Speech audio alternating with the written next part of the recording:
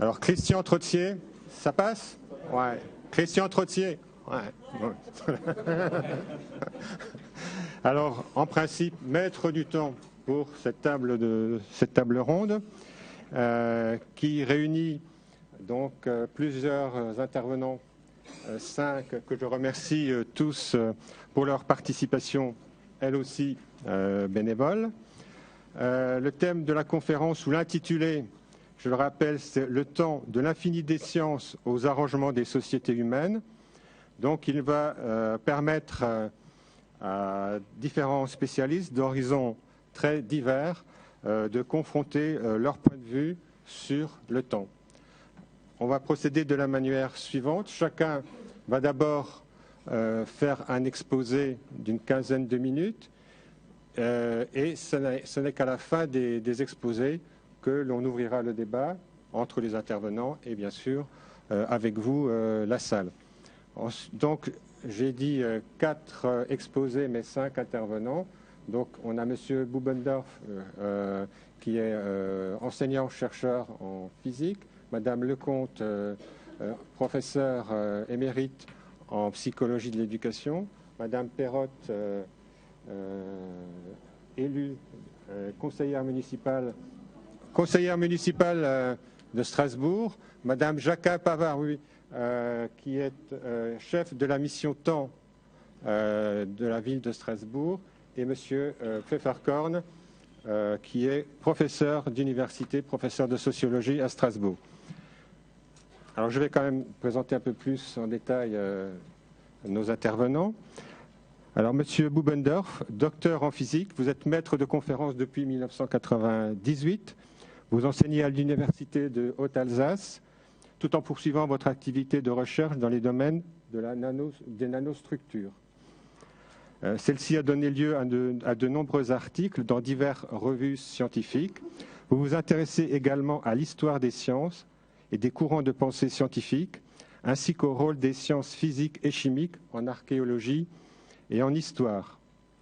Après une présentation de la manière dont les scientifiques ont défini le temps à travers les siècles, vous nous direz en quoi la physique de la relativité généralisée a modifié la notion de temps établie par Newton, celle du temps universel et absolu. Vous nous montrerez aussi comment les notions d'espace et de temps sont intimement liées. Madame Claire Lecomte, chercheuse en chronobiologie, spécialiste des rythmes de l'enfant et de l'adolescent, vous êtes professeure émérite de psychologie de l'éducation de l'Université de Lille 3. Après une thèse de doctorat qui évalue les effets de l'aménagement de l'environnement immédiat de vie des grands prématurés sur la maturation de leur rythme veille-sommeil, dès 1980, vous vous intéressez aux effets des aménagements des temps et des espaces scolaires sur les apprentissages et le développement des enfants et des adolescents. Vous mettez vos recherches en pratique. Ainsi, vous travaillez sur des programmes éducatifs en faveur des enfants porteurs de troubles graves du développement. Vous participez à la construction de nombreux projets d'aménagement des temps de l'enfant ou de l'adolescent au niveau d'établissements scolaires ou de communes, comme ce fut le cas avec la ville de Strasbourg durant plusieurs années. Votre ouvrage intitulé « Des rythmes de vie au rythme scolaire, une histoire sans fin » paraît en 2014 dans une 2e édition. Votre vision des temps de l'enfant s'inscrit dans une approche systémique qui dépasse la seule question de l'emploi du temps hebdomadaire. Vous nous la présenterez. Madame Edith Perrotte, conseillère municipale de Strasbourg depuis avril 2014, vous êtes salariée de l'économie sociale et solidaire et aussi militante associative, engagée sur les questions de mobilité active. Mobilité active, il s'agit de déplacements initiés par la force motrice, le vélo, la marche à pied, patin à roulettes, etc. Donc militant associative, engagée dans la mobilité active, dans l'intermodalité. Ici, l'intermodalité se rapporte à un déplacement effectué par plusieurs moyens de transport et aussi donc militante dans le domaine de l'habitat participatif. Mère de 4 enfants, vous êtes également déléguée parent d'élèves. Madame Jacquin Pavard, vous êtes chef de projet de la mission des temps à la ville de Strasbourg, ingénieur urbaniste de formation, Vous rejoignez la communauté urbaine de Strasbourg en 2001 et travaillez depuis 2009, selon vos termes, au développement de la politique temporelle strasbourgeoise. Vous nous direz, l'une et l'autre, ce qu'est une politique temporelle, en particulier celle de Strasbourg, à partir d'exemples concrets. Monsieur Roland Pfefferkorn, agrégé en sciences sociales, vous êtes professeur d'université en sociologie depuis 2005 et vous enseignez à l'université de Strasbourg. Vous êtes membre du comité directeur de l'Institut du genre du CNRS. Vous avez publié de nombreux articles et ouvrages. Vous êtes notamment l'auteur ou le co-auteur de Déchiffrer les inégalités, 1995, Hommes et femmes, quelle égalité, en 2002, Inégalités et rapports sociaux, rapport de classe, rapport de sexe, c'est le titre en entier, 2007, Le système des inégalités, 2008, Genre et rapports sociaux de sexe, 2012. Les titres sont explicites et définissent les thèmes qui animent vos recherches. Études, emploi, conjugalité, vous nous direz dans un premier temps en quoi les jeunes d'aujourd'hui se différencient de ceux des générations précédentes. Ne sont d'ailleurs-ils pas plus âgés? Dit autrement et plus justement, le temps de la jeunesse ne s'est-il pas allongé? Dans un deuxième temps, vous montrerez tout l'intérêt qu'il y a à appréhender les rapports de génération au même titre que d'autres rapports sociaux, tels les rapports de classe, de sexe, de race entre guillemets, et de les articuler avec eux. Donc d'articuler entre eux rapport de classe, rapport de sexe, de race et de génération. Donc pour ma part, donc, je vous l'ai dit, je suis maître du temps et je suis aussi un vieux directeur du CIO de Haguenau, vieux directeur d'un vieux CIO. Mais néanmoins, je suis un jeune animateur, puisque c'est la première fois que j'anime, je suis un animateur à ce congrès. Je suis aussi un vieux quinquas, mais bientôt jeune sexagénaire, avec en perspective de devenir jeune retraité, et avec cet inconvénient, vous le savez, que les jeunes retraités sont de plus en plus vieux. De la même manière, vous avez certainement observé que les jeunes mères, enfin j'ai lu ça dans le journal, étaient elles aussi de plus en plus âgées. Voilà, je pourrais en dire un peu plus sur moi. Je pourrais vous dire que je suis quelqu'un de très pressé, je suis un homme moderne, de la modernité avancée. Donc j'aimerais que cette table ronde se fasse vite, parce qu'évidemment, on est tous pressés par le temps. Moi-même, j'ai beaucoup de choses à faire après, évidemment. Donc je dois boire une bière avec quelques copains, ensuite rendre visite à ma cousine de Strasbourg et surtout assister à ma séance de musculation, parce que si je n'y vais pas, tout ce que j'ai fait la semaine dernière sera perdu en volume. Et donc j'aurais perdu mon temps la semaine dernière, je ne voudrais pas détruire du temps. Et donc vous voyez qu'il faudra aller assez vite. Donc avec les intervenants, c'est réglé, les choses sont calées. Non, mais le temps s'accélère, il faut s'en rendre compte. Et donc, avec vous, je vous demanderai simplement, si je vous dis, je vous donne la parole, n'attendez pas 3 minutes avant de répondre, mais allez-y, posez la question tout de suite. J'aurais même été tenté de dire une seule question pour une seule personne, mais bon, je ne vais pas aller jusque-là. J'aurais pu même désigner la personne, mais c'était mon intention. Mais je vais passer la parole pour un voyage dans le temps et dans l'espace à M. Bubendorf.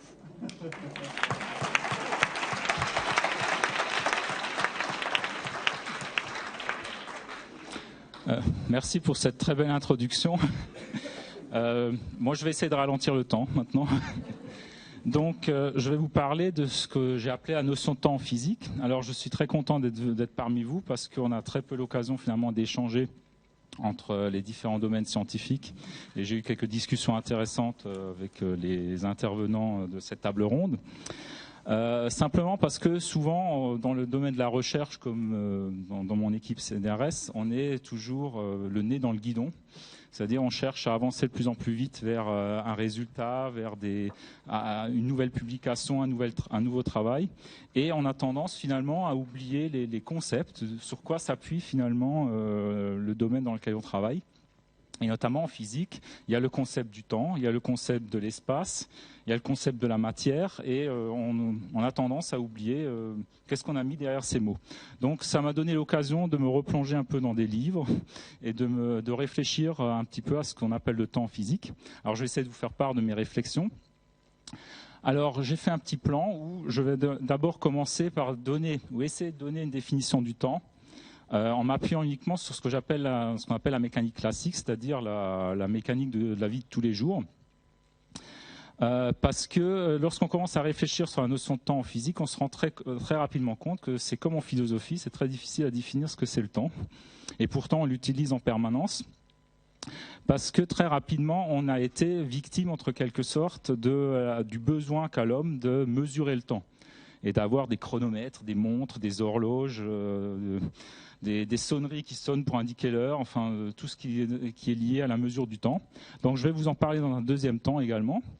Ensuite, un petit peu revenir sur ce que j'appellerais le temps historique, en parlant de l'apport finalement de la physique ou des sciences pour les datations.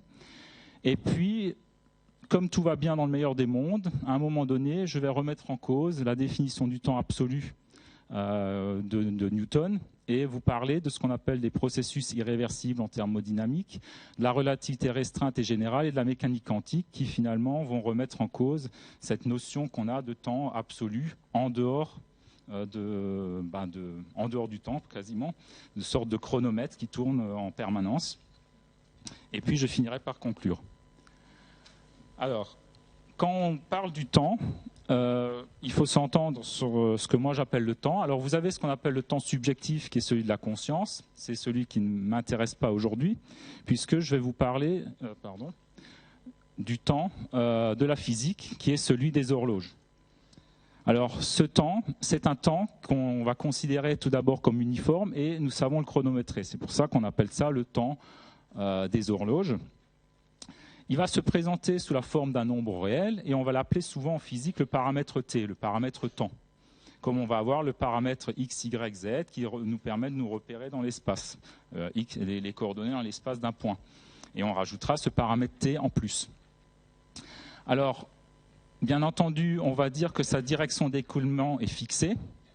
Là, j'ai mis en rouge la notion qu'on appellera la notion de flèche du temps. On va y revenir parce qu'on se pose toujours la question en physique, est-ce que les équations sont réversibles? Est-ce qu'on peut remonter dans le temps ou inverser le sens du temps et prédire des choses ou calculer des choses auparavant? Donc il y a cette notion de flèche du temps qui s'écoule finalement dans une direction. On va supposer qu'il s'écoule dans une direction avec ce qui est important, un instant t, ici, et un intervalle de temps dt qui va nous permettre d'aller à l'instant suivant. Et donc pour le physicien, le temps finalement, c'est ce petit intervalle de temps infinitésimal dt, ce qu'on appellerait un instant insaisissable entre le passé et l'avenir. Et cette définition suppose qu'il y a un seul temps à la fois et que l'écoulement du temps est continu. Donc c'est quelque chose qui vient finalement de notre manière naturelle de ressentir le temps en tant qu'être humain. C'est pour ça que ça a été finalement défini comme ça à l'époque de Newton, parce que la définition de la physique, c'est d'essayer de rendre compte, de comprendre, d'écrire les phénomènes naturels et d'essayer de les expliquer.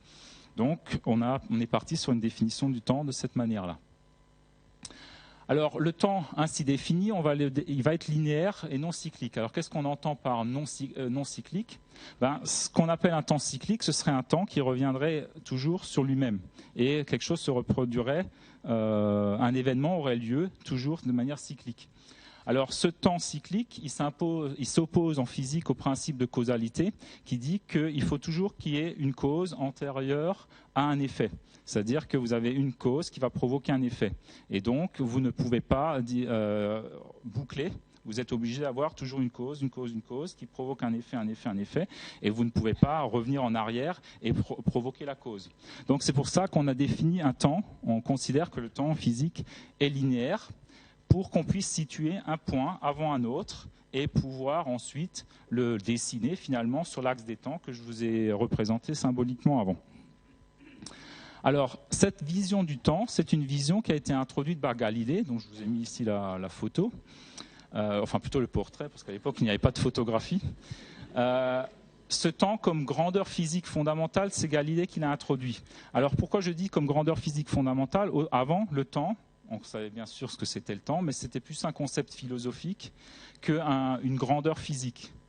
C'est-à-dire que c'est devenu une grandeur physique à cette époque-là. Pourquoi? Parce que Galilée, il a étudié tout simplement la chute des corps ici, d'une bille qui tombe sur un plan incliné, puis ensuite qui tombe de la table.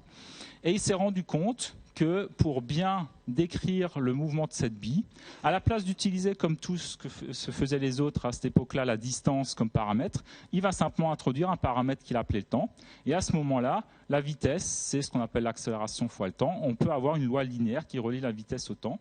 Et à ce moment-là, on a une grandeur susceptible finalement d'expliquer ces expériences et de les relier mathématiquement. Donc le temps a été introduit comme une grandeur quantifiable qui permet finalement d'ordonner des expériences, de dire ça va se passer avant ça, et ainsi de suite.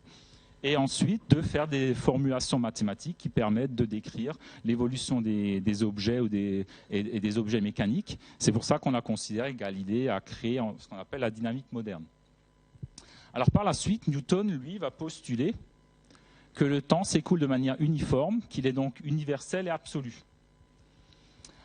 Et à partir de ces postulats-là, il va créer la mécanique classique qui permet tout simplement de décrire les corps dans l'espace en donnant les positions respectives de chaque corps à des instants successifs. Quand vous roulez avec une voiture, vous pouvez dire à t égale 0, je suis à cet endroit-là, à t égale 1 seconde, je suis à cette position-là, et ainsi de suite. Et donc définir toute la trajectoire simplement en donnant à partir de la mesure du temps.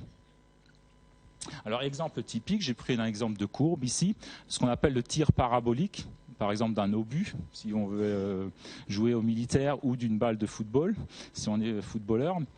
Le tir parabolique, on peut très bien ici tracer en fonction de l'angle à partir duquel on tire la trajectoire.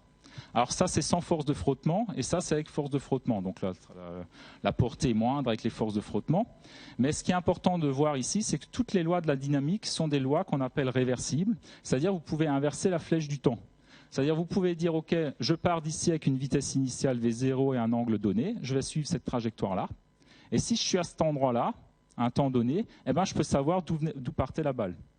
Donc c'est dans ce sens-là qu'on parle de réversibilité, d'inversion de la flèche du temps. C'est qu'on peut se trouver à n'importe quel endroit de la trajectoire et on peut savoir d'où elle vient et où elle va. Alors que ce soit sans force de frottement ou avec force de frottement, ça change juste la forme mathématique de la courbe. Et donc, voilà, c'est ce que je voulais dire, la flèche du temps est inversible. Alors, toute la mécanique classique s'appuie sur cette idée-là. Et notamment l'absence de force de frottement, parce qu'après, il y a des problèmes qui se posent de chauffement des matériaux. Alors, cette idée-là a fait bondir au XIXe siècle les physiciens en disant que mais c'est pas possible, qu'est-ce qu'il nous raconte là Newton, parce que nous, on a plein de processus qui sont irréversibles. Donc, je vais vous en parler par la suite. Ça va remettre un peu en cause cette définition du temps absolu. Et au XXe siècle, bien entendu, le coup de butoir final sur cette notion de temps absolu va être donné par la relativité restreinte puis générale. Alors, si on parle du temps de Newton, pour Newton, le temps, c'est simplement quelque chose qui bat la mesure et qui permet de baliser les trajectoires. C'est un peu la notion de temps qu'on a également dans le quotidien. C'est pour ça que je vais vous parler maintenant de la mesure du temps. Le temps a été longtemps un concept opératoire qui était lié à notre capacité à mesurer le temps de tout temps. Alors la mesure du temps, c'est une préoccupation qui est importante pour organiser les sociétés, les religions, la vie économique. Et donc de tout temps, quelles que soient les civilisations égyptiennes, aztèques, ce que vous voulez, on a cherché à mesurer le temps pour pouvoir s'organiser. Alors au départ, les gens se sont simplement, enfin les humains se sont intéressés aux phénomènes périodiques du milieu dans lequel nous vivons. Ils ont créé des calendriers lunaires, solaires, on a utilisé les cadrans solaires, on a créé des calendriers aztèques pour essayer de définir le temps à partir de ce qu'on observe comme phénomène naturel. Et la plupart des phénomènes naturels étaient cycliques, donc on s'appuyait sur ces choses-là.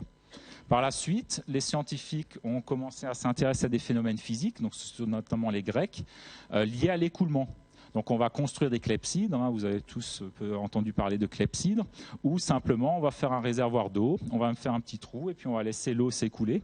Et alors c'est la clepsydre de Ctésibios, au IIIe siècle avant Jésus-Christ. Lui, il a amélioré le système parce qu'au départ, on faisait écouler l'eau. Et à cause de la pression hydrostatique, la vitesse d'écoulement de l'eau changeait, donc la mesure du temps pouvait varier. Donc c'était difficile à étalonner. Et donc, en créant un réservoir avec un trop-plein, on garantit finalement que le réservoir qui permet de provoquer l'écoulement d'eau, va garder la même hauteur et donc avoir un écoulement d'eau constant, ce qui permet d'avoir une mesure du temps constante. Vous avez, bien sûr, connaissez le sablier qui a été longtemps utilisé, même par Christophe Colomb qui, pour mesurer le temps sur son bateau, utilisait un sablier qu'il fallait qu'il bascule de temps en temps. Et ça lui permettait, notamment dans la marine, on a besoin de chronomètres pour déterminer sa longitude, sa position par rapport au point de départ. Donc par la suite, lorsqu'on est arrivé au XVIIe, XVIIIe siècle, on s'est intéressé aux phénomènes physiques périodiques. Avec la mécanique de Newton, on a développé des ressorts à spirale. On a utilisé le pendule simple, ici, qui oscille, avec une période d'oscillation qui dépend de la longueur du pendule et puis de l'attraction gravitationnelle, donc la constante G. Et cela a permis de développer ce qu'on appelle l'horlogerie, le chronomètre, qui est indispensable à la marine.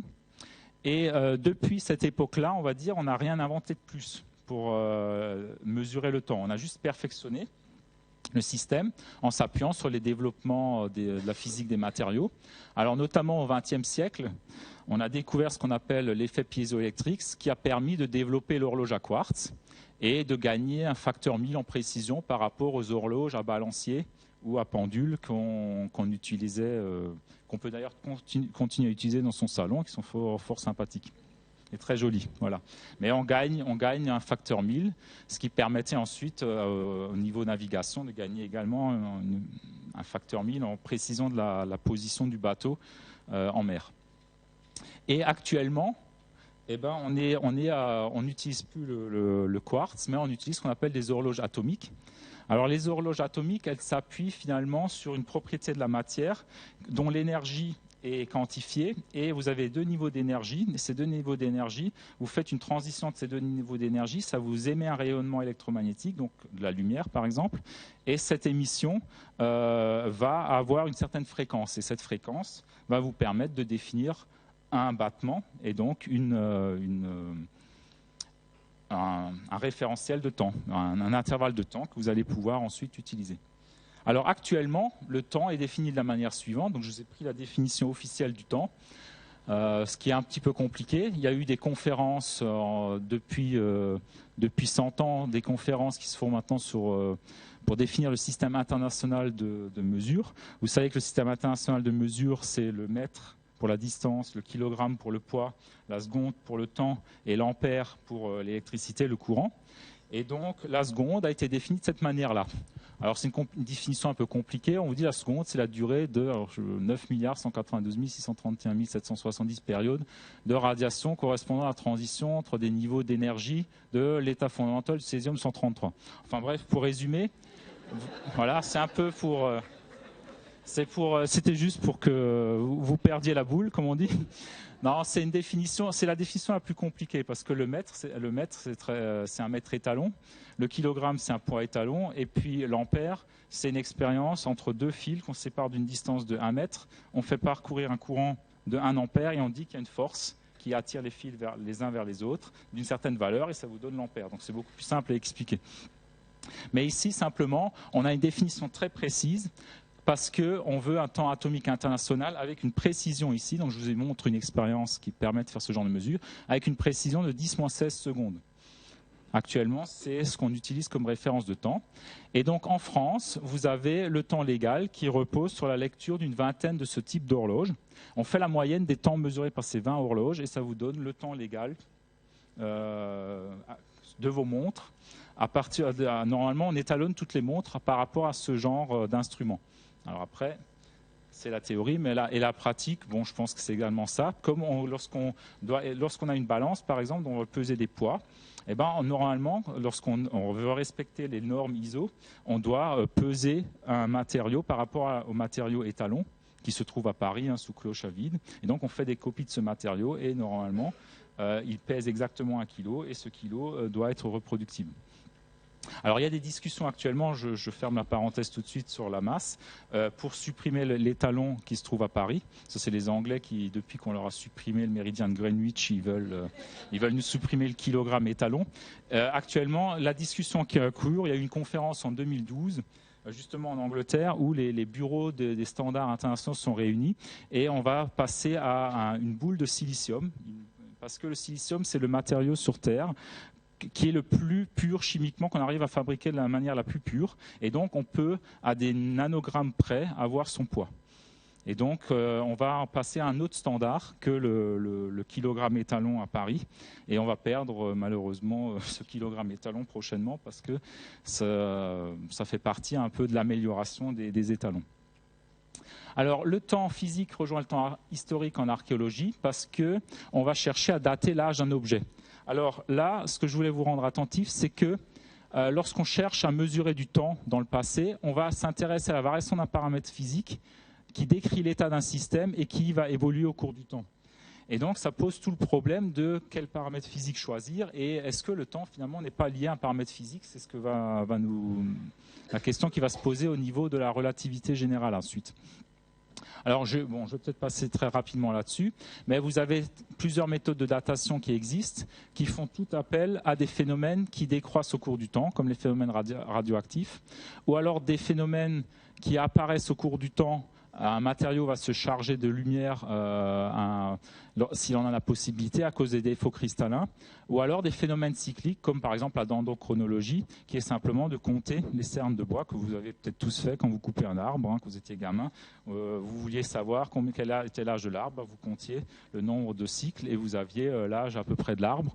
Et comme cette croissance de l'arbre dépend finalement des conditions climatiques de l'année en cours, eh ben, vous avez des largeurs qui changent à travers pendant les années. Vous pouvez créer une séquence, comme ça, toute une chronologie. Et les gens qui font de la dendrochronologie ont des séquences qui remontent jusqu'aux Romains quasiment pour déterminer l'âge d'un objet de bois. Alors, je voulais simplement vous montrer le principe de la datation carbone 14 parce que c'est la plus connue. Et cette datation carbone 14, elle s'appuie sur la décroissance. À partir du moment que vous décédez, vous avez au départ, à cause de ce que vous respirez, de ce que vous mangez, un certain taux de carbone 14 dans votre organisme. Et lorsque vous décédez, ce taux commence à diminuer au cours du temps, avec une période de 5568 ans. C'est-à-dire qu'au bout de 5568 ans, vous avez la moitié du taux de carbone 14 qui a disparu. Et donc, on va pouvoir, si dans 10 000 ans on vous retrouve, on pourra dire vous êtes né il y a 10 553 ans, parce qu'on va mesurer votre taux de carbone 14 au moment où on va trouver vos ossements, et on va pouvoir remonter à votre âge. Alors, cette découverte-là, cette méthode, a valu quand même le prix Nobel de chimie à M. Libby, qui en 1949 a utilisé cette méthode la première fois pour étudier des tombes égyptiennes. Et il avait daté un certain nombre de tombes, entre 2000 et 5000 ans avant Jésus-Christ, par cette méthode. Là où je voulais en venir à cette courbe, c'est ce que vous voyez ici, c'est que quand on utilise des méthodes de datation, à un moment donné, on arrive près de zéro, on arrive à la limite des techniques de détection. Et donc, à ce moment-là, on ne peut plus dater l'âge. C'est-à-dire que toutes les techniques de détection ou de mesure de datation vont avoir une limite de temps. Alors, je vous ai résumé ici la plupart des techniques qui existent. Et vous voyez dans ce tableau, finalement, qu'on est à notre disposition des techniques qui permettent quasiment de remonter à tous les âges possibles, imaginables. Et il y en a certaines qui se recouvrent.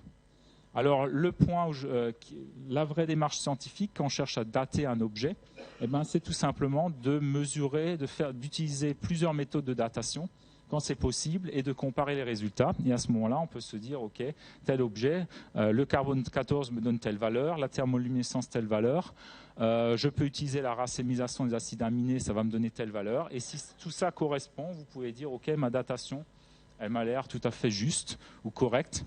Il y a peu de chances que les trois méthodes se trompent en même temps. Parce qu'elles font chacune appel à des principes physiques différents. Voilà. Alors maintenant qu'on a dit que le temps était absolu, on va le remettre en cause. Tout d'abord en thermodynamique.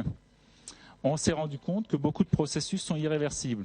Vous avez notamment en 1811 l'équation de la chaleur. Vous savez tous que la chaleur va du chaud vers le froid. Vous n'avez pas encore réussi à chauffer une pièce en partant du froid. Si vous y arrivez, on prend le brevet et puis là, on est milliardaire. En 1824, vous avez Carnot qui a essentiellement vu qu'on pouvait transformer de la chaleur en énergie mécanique, mais toujours dans un sens irréversible. Et M. Clausius, qui est représenté ici, va définir ce qu'on appelle le deuxième principe de la thermodynamique pour essayer de comprendre ces phénomènes-là. Il va définir une grandeur qu'on appelle l'entropie, qui représente finalement le degré de désordre d'un système physique, et il dit que ce degré de désordre ne peut qu'augmenter pour un système isolé. Donc résultat, par exemple, un morceau de sucre qui est dans un état ordonné, quand on le met dans la tasse de café, il ne peut que se dissoudre pour arriver dans un état désordonné, parce qu'il veut que son entropie augmente. Donc c'était une explication qui permettait de remonter au caractère irréversible de la thermodynamique. Par contre, ici, il n'y a plus de retour en arrière possible. Vous ne pouvez pas retransformer le morceau de sucre en carré de sucre, une fois qu'il est dissous. Pardon. Et il est déçu d'ailleurs, peut-être, j'en sais rien. Et alors ça, c'est un des problèmes, irréversibilité. Le deuxième problème, c'est que vous avez un paradoxe qui n'est toujours pas résolu d'ailleurs, le paradoxe entre les équations microscopiques et macroscopiques. Parce que quand vous faites de la thermodynamique, vous décrivez un système macroscopique, c'est-à-dire un système qui a la taille de l'être humain. Et dans ce cas-là, vous avez des milliards de molécules de gaz, si je prends l'exemple du gaz. Et ce gaz est formé de molécules uniques dont vous pouvez imaginer décrire la trajectoire. Vous pourriez calculer, si vous avez assez de puissance de calcul, vous pouvez calculer la trajectoire de chaque atome, de chaque molécule de gaz qui se déplace dans l'air. Et donc ces équations qui régissent le comportement de ces molécules sont des équations qu'on appelle réversibles, puisque vous pouvez revenir en arrière. Or, si vous regardez du point de vue global, le processus devient irréversible. Donc il y a un paradoxe. Alors ce paradoxe a été en partie résolu par Boltzmann, qui lui va faire appel à des lois statistiques. Et en faisant des calculs, il va se rendre compte que le comportement macroscopique d'un système, avec des particules décrites par des équations microscopiques réversibles, devient irréversible. Alors ça reste encore, il y a beaucoup de débats encore autour de ça. Ça reste une des grandes questions, mais là aussi on peut se poser la question, qu'en est-il du temps? Est-ce que lui non plus ne serait pas issu d'un processus irréversible?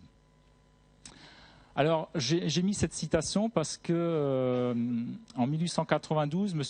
Kelvin considérait que la physique au XIXe siècle avait résolu tous les problèmes inhérents à la nature. Et il était convaincu que les scientifiques du XIXe siècle avaient tout fait. Ils avaient découvert la thermo, l'électricité, la mécanique. Tout était réglé. Il n'y avait plus que deux problèmes à résoudre, l'expérience de Michelson et le problème du corps noir. Et ce qui est très intéressant dans cette citation, c'est qu'il était suffisamment perspicace pour se rendre compte que les deux problèmes en question, lui, il considère que ça ne posera aucun problème. Et cette expérience-là va être, ces deux problèmes vont être à l'origine de la naissance de la physique moderne. Là, vous avez la relativité et là, vous avez la mécanique quantique, qui sont les bases actuelles de la physique de nos jours.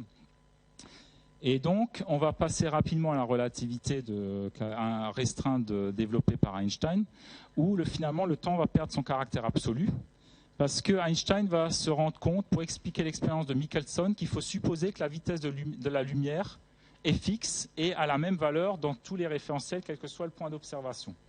Parce que l'expérience de Michelson, elle disait tout simplement, une loi de composition des vitesses, c'est que si vous déplacez à une certaine vitesse, la lumière a une autre vitesse, vous observez le tout, vous devez additionner les vitesses de votre déplacement et de celle de la lumière. Et donc, finalement, la vitesse de la lumière pourrait devenir infinie. Si je commence à me déplacer très très vite, j'additionne, et finalement, l'expérience de Michelson montrait que ce n'est pas le cas. La vitesse de la lumière était une constante qu'on n'arrivait pas à dépasser. D'où l'expression résultat négatif pour Lord Kelvin, parce qu'il ne sait pas ce qu'il voulait. Et donc Einstein va postuler que la vitesse de lumière dans le vide a la même valeur. Et alors, ce qui va se passer, si on suppose que la vitesse est constante, lorsque on s'intéresse au temps, le temps va se dilater. Lorsque on s'intéresse à un objet qui se déplace dans un référentiel qui se déplace. Et il va se dilater suivant une formule qui est ici, où vous avez la vitesse de déplacement par rapport à la vitesse de la lumière qui apparaît. Donc la relativité, elle ne s'appliquera que lorsque vous êtes proche de la vitesse de la lumière. C'est-à-dire qu'une voiture, vous avez peu de chances d'arriver à avoir un effet relativiste. Alors c'est ce qui est rassurant, puisque ça va vous permettre de garder toutes les équations que vous connaissez de mécanique classique valables, et en même temps, vous allez commencer à vous intéresser à ce qui se passe lorsqu'on s'approche de la vitesse de la lumière, ce qui est le cas de beaucoup de particules ou de la lumière elle-même. Alors si vous avez dilatation du temps, donc ralentissement des horloges, comme la vitesse est constante et que vous avez la vitesse et la distance divisée par le temps, si le temps se dilate, automatiquement, si la vitesse est constante, la distance doit se contracter. D'accord ? Et donc, c'est ce qui a été montré par la suite, puisque vous... Voilà, je reprends. Si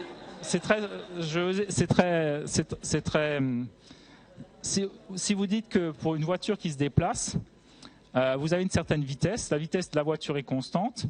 Donc, vous avez une distance divisée par un temps pour définir la vitesse de la voiture. Eh bien, si vous dites que le temps il change et que vous gardez la vitesse constante, obligatoirement, la distance doit changer en sens inverse.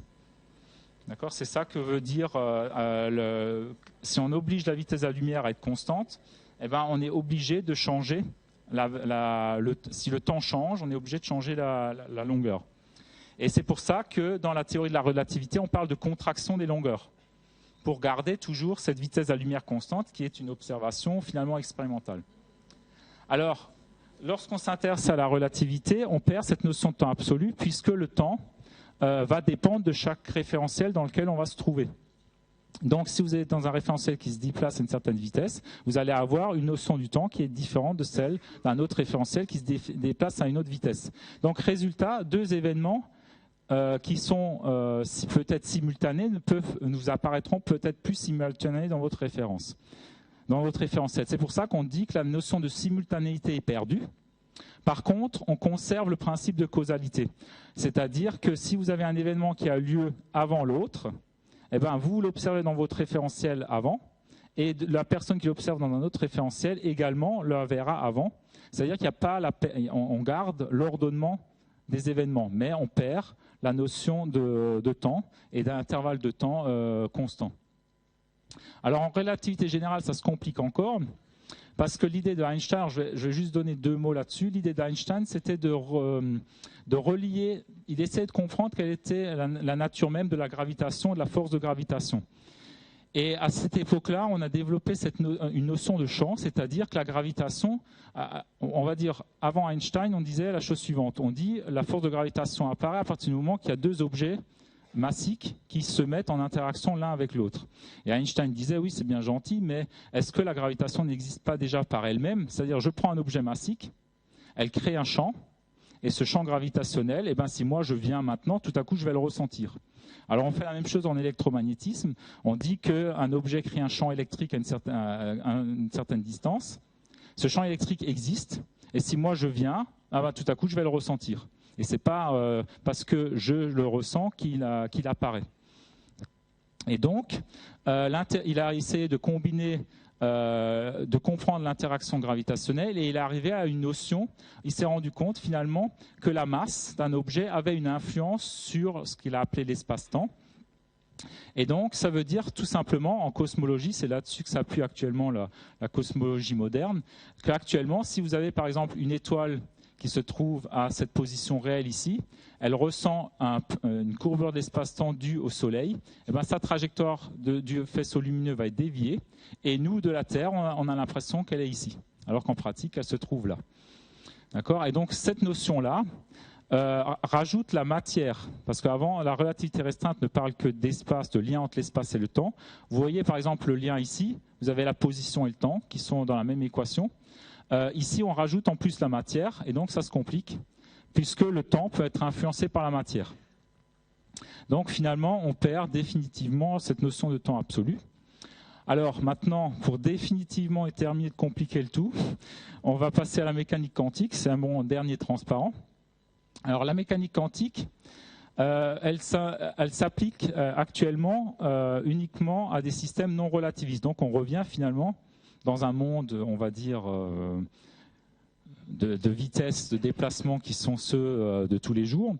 Et on essaie de décrire à l'échelle atomique un objet, et on définit pour ça ce qu'on appelle une fonction d'onde du système.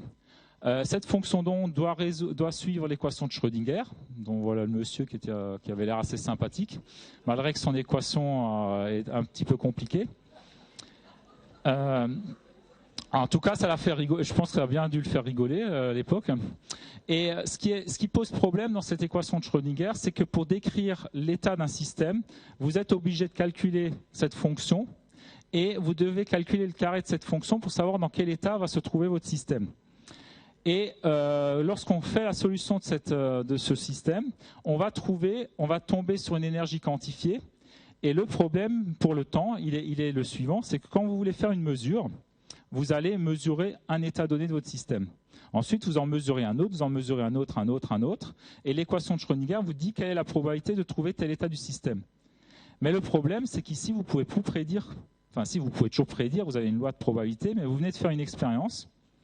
Vous ne pouvez pas prédire le résultat de l'expérience suivante. Sauf que vous allez trouver un résultat qui fait partie qui a une certaine probabilité d'avoir lieu. Donc là, le temps, on l'appelle toujours newtonien, mais il est quand même assez étonnant parce que une mesure la mesure suivante ne peut pas être prédite à partir de la mesure précédente, et une mesure elle-même peut modifier le système et l'état dans lequel il va se trouver. Donc ça complique le tout. Et en plus, vous avez une inégalité qui a été démontrée par Heisenberg qui relie l'énergie au temps. Ça veut dire que vous ne pouvez pas connaître de manière très précise l'énergie, sauf à ne pas connaître de manière précise la durée. Et inversement, vous avez une incertitude sur la mesure du temps à partir du moment que vous avez une mesure précise de l'énergie. Alors, toutes ces notions, on pousse les physiciens actuellement à se poser la question, est-ce que le temps est un objet physique et est-ce qu'il existe toujours? Alors cette question n'est toujours pas résolue, il y a des débats, il y a des physiciens théoriciens des écoles qui s'affrontent, de gens qui considèrent qu'on n'a pas besoin du temps pour décrire un phénomène physique, d'autres qui disent que c'est indispensable. Et ces notions-là, finalement, remontent déjà aux philosophes grecs, où il y avait déjà deux écoles qui s'affronteraient. Vous aviez Héraclion qui pensait que le temps existait, et je crois que c'était Parménide qui disait que le temps n'existait pas, que c'était une pure invention de notre esprit. Voilà. Alors au niveau bibliographie, je cite simplement, il y a beaucoup d'ouvrages qui ont été écrits par Étienne Klein sur la notion de temps en physique. Et il y a un article très intéressant dans La Recherche qui est paru en 2010 qui s'appelait « Le temps n'existe pas », où ils font un petit peu le point sur les recherches sur le temps. Voilà, et donc je voulais juste terminer en disant que quand on posait la question à Étienne Klein, qu'est-ce que c'est le temps à la fin de ses conférences, il disait tout simplement, le temps c'est la méthode la plus astucieuse qu'on a trouvée en physique pour décrire le changement. Et actuellement on n'en a pas de meilleure. Voilà.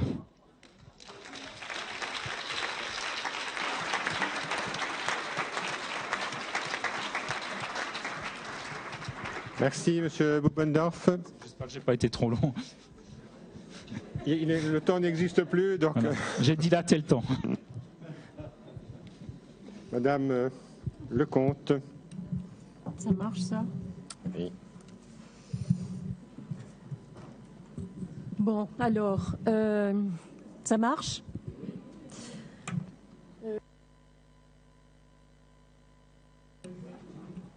Je l'ai allumé.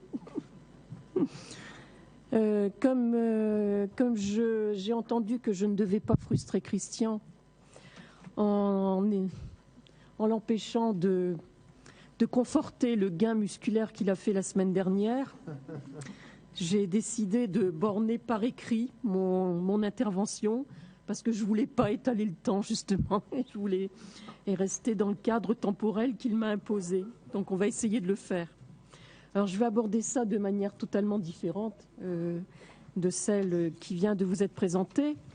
Et je vais faire quelques petits rappels aussi.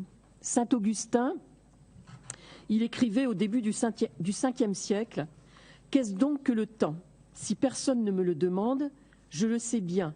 Mais si on me le demande et que j'entreprenne de l'expliquer, je trouve que je l'ignore. » Quant à Alain Reinberg, qui est un des pères de la chronobiologie en France, il rappelle en 1989 que les philosophies occidentales et orientales s'opposent, entre autres, par leur représentation du temps.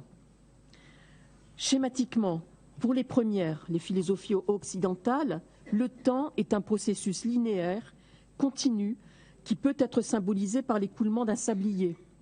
Pour les secondes, les philosophies orientales, le temps est un processus cyclique, non linéaire, qui peut être symbolisé par une oscillation pendulaire, ou mieux, par un mouvement hélicoïdal. Dans un article tout à fait intéressant qui date de 2011, qui s'intitule « Accélération du temps, crise du futur et crise de la politique », Carmen Lecardi constate que cette accélération conduit à une contraction des horizons temporels et à la prédominance du court terme, mais aussi à la difficulté grandissante de la construction de projets. Je vais démontrer à quel point ce constat fait à un niveau très général entre tout à fait bien en résonance avec ce qui se passe actuellement pour ce qu'on dit être la refondation de l'école. Toutes les réformes précédentes au sein du lycée ont eu comme objectif premier de répondre positivement à un souci d'économie, si ce n'est de rentabilité de l'institution scolaire. La préoccupation pour les rythmes de vie des adolescents n'était pas vraiment prépondérante dans la tête des ministres. Mais est-ce qu'elle l'est finalement réellement beaucoup plus aujourd'hui? Pourquoi est-ce que je pose cette question? Cette refondation est aujourd'hui inscrite dans la loi de juillet 2013, mais elle a été précédée par un décret publié en janvier 2013 pour réformer les rythmes scolaires et dont le ministre de l'Éducation nationale de l'époque disait que cette réforme doit agir comme un levier pour faire évoluer le fonctionnement de l'école. Pourquoi une telle urgence à publier un décret avant la loi de laquelle il découle? Parce que, comme n'ont cessé de me le répéter les députés nouvellement élus au moment de la concertation pour la refondation, au cours de laquelle j'ai constamment demandé qu'on donne du temps pour informer, pour former, pour créer les partenariats, pour avoir le temps d'accepter la confrontation d'idées, ce que Scheuermann en 2009 appelle la temporalité de la citoyenneté, ces jeunes députés me disaient « Mais enfin, Claire, en 2014, il y a les élections municipales ». Et comme l'analyse Carmen Lecardi, la volonté première d'éviter de perdre le contrôle politique soumet toutes les décisions à la pression de l'accélération temporelle qui pousse à privilégier la dimension exécutive au détriment de la dimension délibérative. Ce qui est tout à fait regrettable, car ce qui aurait pu être une refondation de l'école est devenu une modification marginale de l'emploi du temps scolaire, sans changement fondamental dans son fonctionnement, et génératrice par ailleurs d'une exacerbation des différences territoriales déjà existantes. En 2012, un ouvrage daté des Carmonde rappelle qu'on ne peut envisager la question scolaire sans prendre en considération le contexte de la société et notamment les inégalités flagrantes subies par un certain nombre de familles en précarité. Pascal Perc constate qu'en 2012, la corrélation entre l'origine sociale d'un élève et ses résultats scolaires est devenue évidente. En 2013, la publication des évaluations PISA 2012 révèle que la France a acquis la triste réputation de pays le plus inégalitaire de l'OCDE. Le fossé n'a jamais été aussi grand entre les bons et les mauvais. Ce dont d'ailleurs s'était saisi Vincent Peillon pour légitimer sa politique et faire accepter sa réforme dite des rythmes scolaires, en oubliant totalement que les élèves ainsi évalués avaient 15 ans en 2012, ce qui indique qu'ils avaient fait tout leur cursus primaire entre 2000 et 2008. C'est-à-dire avec des semaines de 4 jours et demi de classe et les programmes de 2002. Que va-t-on donc changer alors qu'on a régressé dans l'ambition qui était celle des années 80, où on avait vu naître à l'époque une conception psychopédagogique de l'organisation des temps scolaires et même plus largement des temps de vie des enfants. Alors même que les décrets Peillon et Hamon nous font revenir aux uniques préoccupations des législateurs depuis l'école de Jules Ferry, à savoir que les textes aménageant les temps scolaires étaient alors toujours liés à la détermination du calendrier scolaire et à la durée horaire, journalière et hebdomadaire des classes, ce qui était en grande partie fixé en référence aux obligations de service des enseignants. Or, j'ai dénoncé le fait que le découpage de la semaine en 9 demi-journées, qui pourtant avait été largement interrogé par le rapport parlementaire de 2010, semble davantage avoir été choisi pour s'assurer de la présence des enseignants du primaire dans leurs écoles sur 9 demi-journées que pour servir l'intérêt des enfants du point de vue du respect de leur rythme. On est d'ailleurs en droit de se demander quel rythme des enfants les deux ministres successifs voulaient réellement respecter quand on voit que d'un jour à l'autre, on peut passer, entre le décret Peillon et le décret Hamon, à des dérogations qui n'en sont plus et à des non-dérogations qui le deviennent. C'est en fait tout à fait révélateur de ce que personne ne se pose la question de savoir quel rythme des enfants il faut respecter. L'un des problèmes est que le sujet est toujours abordé à partir des rythmes scolaires, alors que cette entité n'a pas de sens scientifiquement parlant. Un événement est dit rythmé quand il se reproduit à l'identique en fonction d'une certaine périodicité. Quels sont donc les événements à l'école qui peuvent prétendre se reproduire à l'identique? Qui plus est, en fonction d'une périodicité repérable. Ce terme, inventé par les Français dans la décennie 70-80, il faut savoir qu'à l'heure actuelle, seuls les Français font des recherches sur les rythmes scolaires. Il n'y a aucune recherche ailleurs dans le monde sur les rythmes scolaires. Chercher à imposer que soit menée une réflexion sur les réorganisations des emplois du temps scolaire, indispensable à faire pour respecter les rythmes biologiques des enfants et des adolescents, rythmes dont l'existence avait depuis peu été validée en France, ce qui avait permis la création d'une nouvelle science, la chronobiologie, qui, à cette époque-là, avait été reconnue comme telle par l'Académie des sciences. Certes, ce respect est fondamental pour le bien-être de chacun, mais c'est principalement la régularité du rythme veille-sommeil qui doit être respectée, c'est-à-dire un rythme biologique qui couvre une période d'environ 24 heures. Respecter les rythmes, comme tout le monde le dit et comme tous les médias le répètent, c'est respecter les synchronisations des horloges biologiques entre elles quand ces horloges ont la même périodicité, ce qui est de fait le cas de plusieurs horloges connues, comme celle de la température centrale, du cortisol et de la mélatonine, entre autres. Horloges qui fonctionnent sur à peu près 24 heures. L'école, soit le rythme scolaire, peut-elle à elle seule respecter la régularité de ce rythme veille-sommeil? Bien sûr que non, mais aucun travail de formation n'ayant été lancé par l'Éducation nationale, qui est seule porteuse de cette réforme, auprès de tous ceux qui ont une responsabilité dans l'éducation du jeune au cours de ces 24 heures, comment imaginer que du jour au lendemain, chacun va savoir que faire au mieux pour respecter ses besoins, alors même qu'ils ne les connaissent pas? Il est très difficile de trouver des données officielles sur le nombre d'heures qu'un collégien ou qu'un lycéen passe dans son établissement. Mais on peut avoir une estimation moyenne annuelle autour de 1050 heures en lycée et d'environ 900 heures au collège.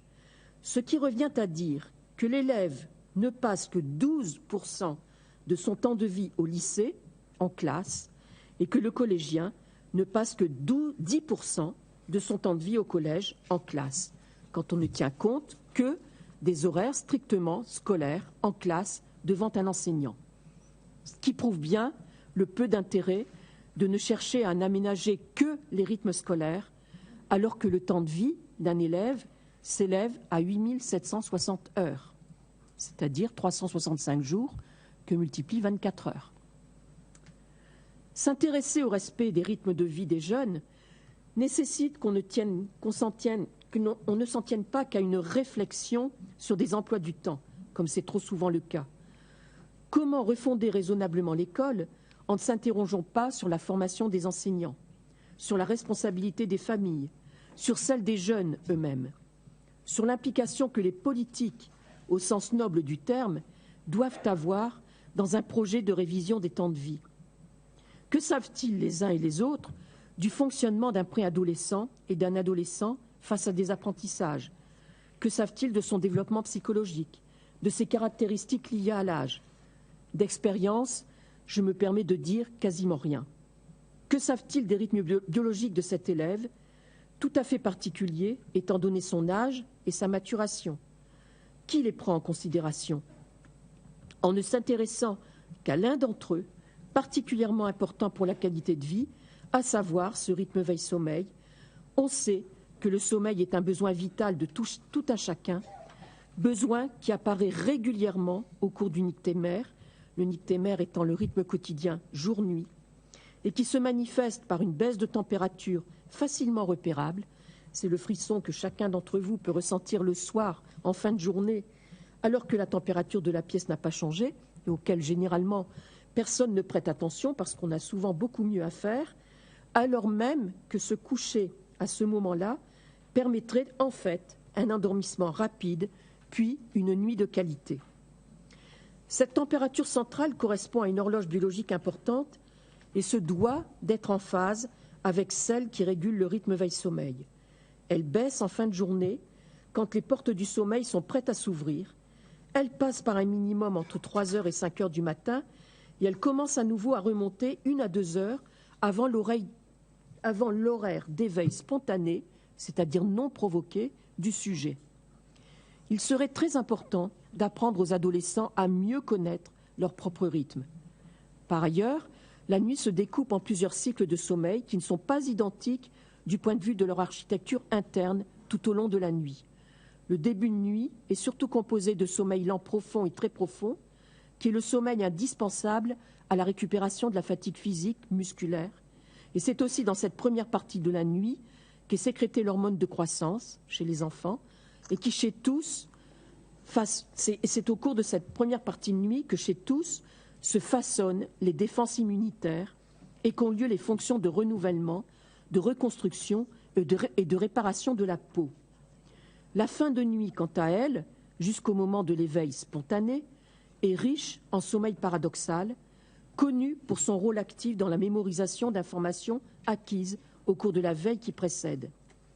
C'est donc bien une nuit complète quotidiennement qui permet de récupérer et d'être en forme, qui plus est, une nuit se déroulant sur des horaires réguliers. Or, l'adolescent, avec souvent un accord tacite de ses parents, fait le plus souvent fi des recommandations qu'on peut lui faire à ce propos. Il prend plaisir à se coucher tard en passant ses dernières heures de soirée devant un ou des écrans lumineux agressifs qui créent ce qu'on appelle une pollution lumineuse. Or, d'une part, l'obscurité est indispensable à la sécrétion de l'hormone dite du sommeil, qu'on appelle la mélatonine, qui ne peut être sécrétée que quand il fait noir. D'autre part, on sait aujourd'hui que la lumière bleutée de la plupart de ces écrans est la plus perturbante pour permettre cette sécrétion. Pour l'anecdote, une étude qui a été publiée en 2013 par Washnaf a montré que 30 minutes passées le soir régulièrement entre 19h et minuit dans sa salle de bain avec des lumières aux technologies récentes bloquent significativement la sécrétion de mélatonine. Il est donc recommandé de privilégier des lumières douces, chaudes, le soir, pour favoriser un sommeil de qualité la nuit qui suit. Plus on retarde ainsi l'endormissement, plus on attaque une partie du sommeil qualitativement importante. Chez les adolescents, qui, contrairement à ce qu'ils pensent souvent, ont besoin de plus d'heures de sommeil que les jeunes adultes à cause des dépenses énergétiques liées à leur puberté, à leur charge de travail de collégiens, de lycéens, à leur croissance staturopondérale rapide, on constate un manque chronique de sommeil et un mal-être lié en grande partie au non-respect de leurs horloges biologiques. De plus, chacun d'entre nous a un besoin de sommeil génétiquement programmé qui doit être respecté chaque jour, qui ne peut être compensé par des rattrapages plus ou moins efficaces le week-end ou pendant les vacances. Qui va oser s'affronter aux adolescents pour leur expliquer à quel point il est important pour eux de respecter ce rythme vital, tant pour être en forme à l'école que pour connaître une bonne qualité de vie. Je travaille en direct avec des lycées professionnels dans lesquels ce problème est massif, et c'est bien un programme d'éducation à la santé que nous mettons en place avec l'infirmière de l'établissement, d'où, entre parenthèses, l'importance de la présence de psychologues dans les établissements du secondaire.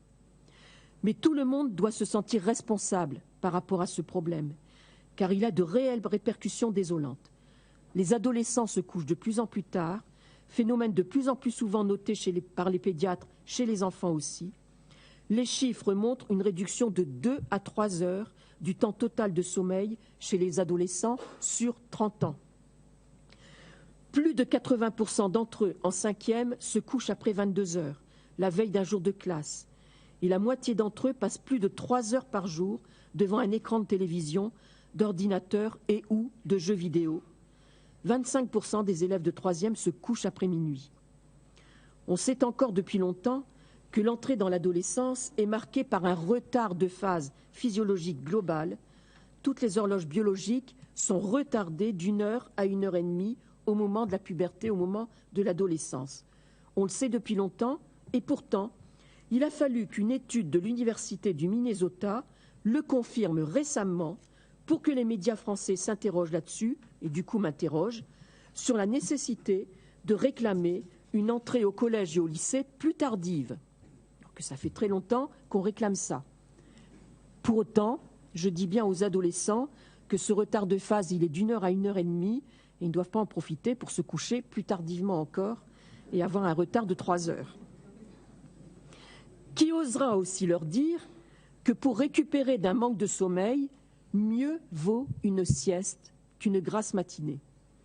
En effet, l'heure d'éveil spontané du matin est due à la synchronisation de 4 horloges, veille-sommeil, température, cortisol, mélatonine, qui ne se modifient pas toutes à la même rapidité en cas de changement horaire.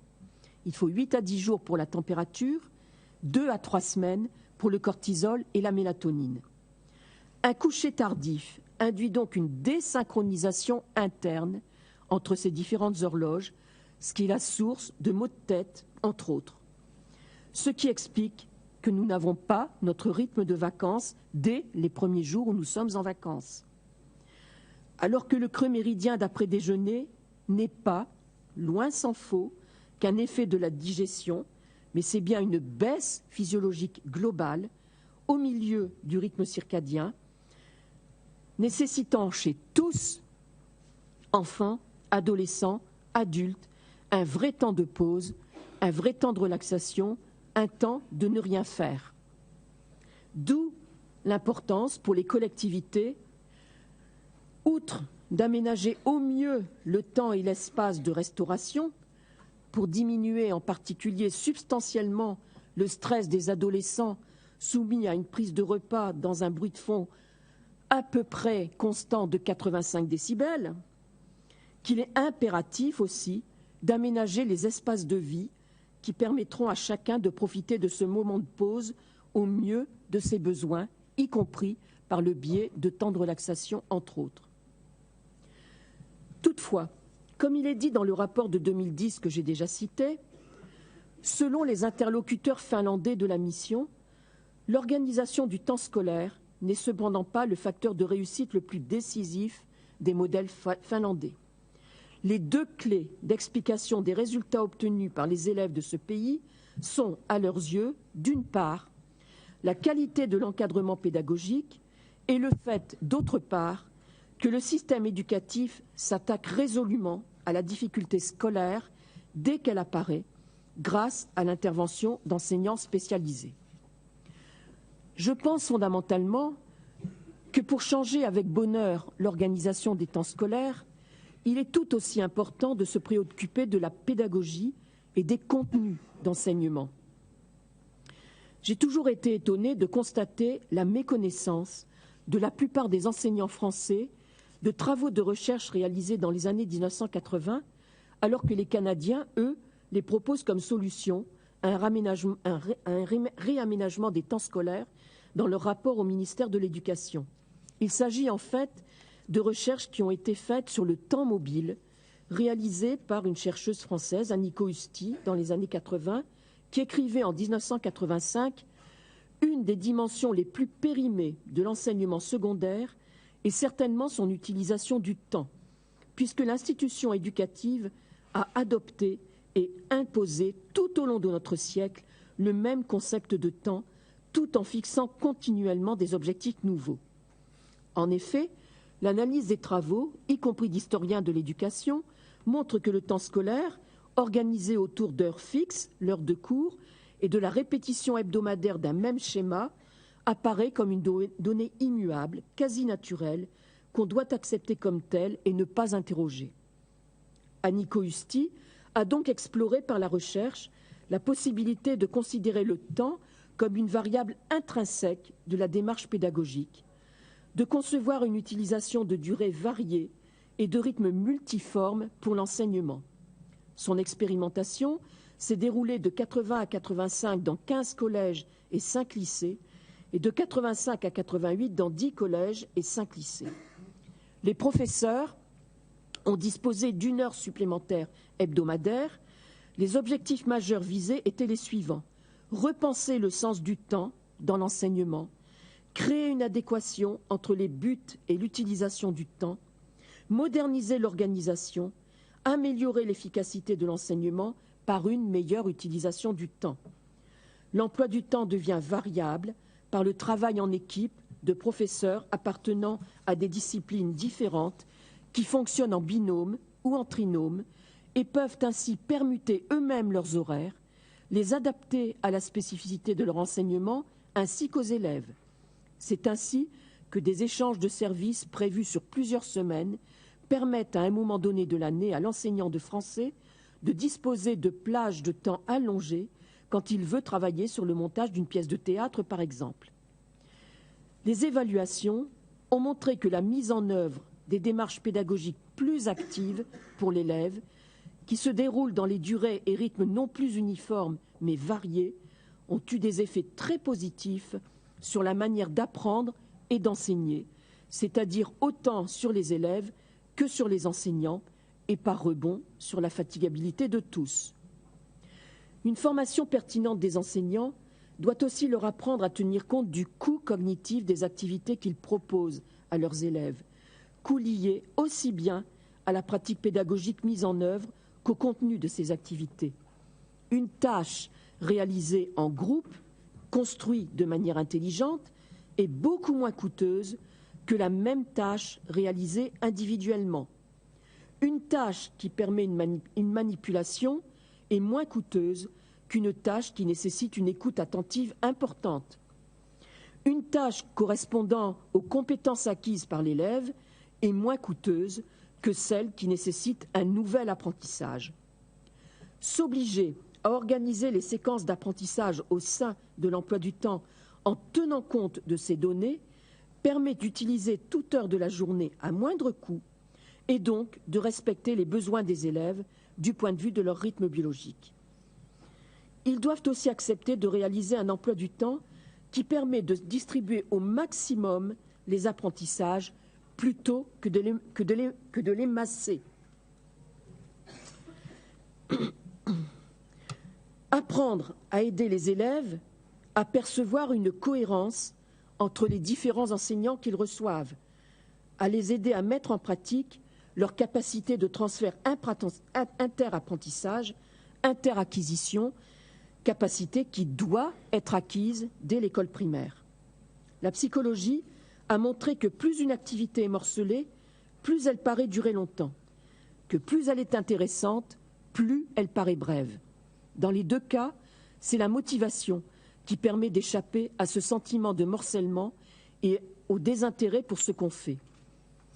Ils doivent encore faire en sorte que leurs cours permettent de développer chez l'élève son éducation au choix, sa motivation intrinsèque, liée au développement de son autodétermination, ce qui requiert une formation de qualité, mais qui requiert aussi davantage de travail en équipe de leur part.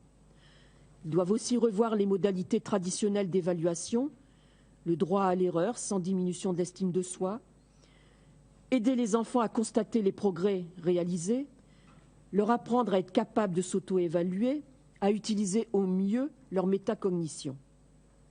Pierre Magnin, qui était un recteur et un médecin, et qui d'ailleurs avait écrit le rapport en 1980 sur les rythmes scolaires, a écrit en 1993 « Dans cette immense confrontation politico-philosophique autour de l'éducation, les cursus à mettre en œuvre, les pédagogies à privilégier, les programmes à construire, se sont comme défaussés sur une victime expiatoire, chargée de toutes les iniquités, véritable bouc émissaire, les rythmes scolaires.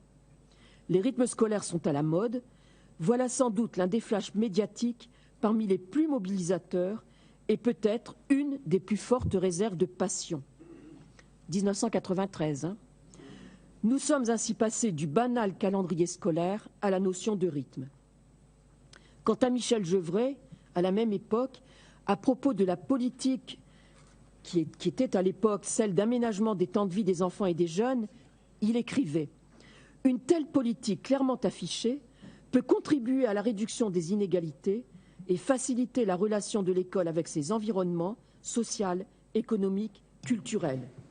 Attentive au respect, à l'harmonie des rythmes de vie et des activités des enfants et des jeunes à l'école, dans la famille, dans la cité, elle est également prise de conscience que le traitement de l'aménagement du temps journalier, hebdomadaire, annuel, de travail, de loisirs, est aujourd'hui un problème central et ne peut se concevoir sans tenir compte du fonctionnement général de notre société.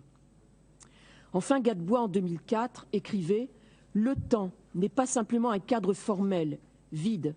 C'est un cadre dans lequel viennent s'inscrire des actions mettant en jeu des ressources physiques et mentales dont le déploiement est soumis à des dynamiques qui leur sont propres. La durée d'un cycle n'a de sens que rapportée à la nature des opérations qu'il faut inscrire dans cette durée.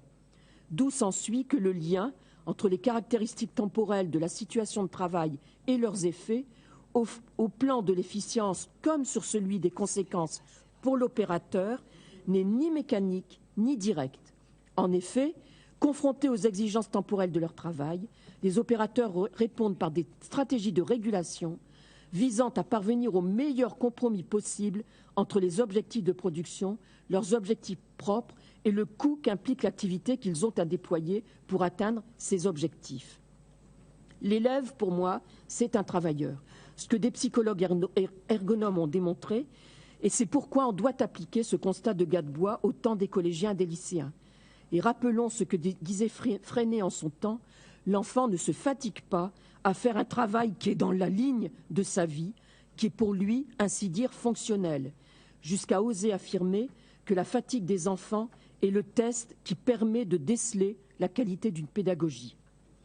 Temps et rythme sont intrinsèquement liés quand on s'intéresse à l'adolescent, à son développement, à ses apprentissages et à son éducation.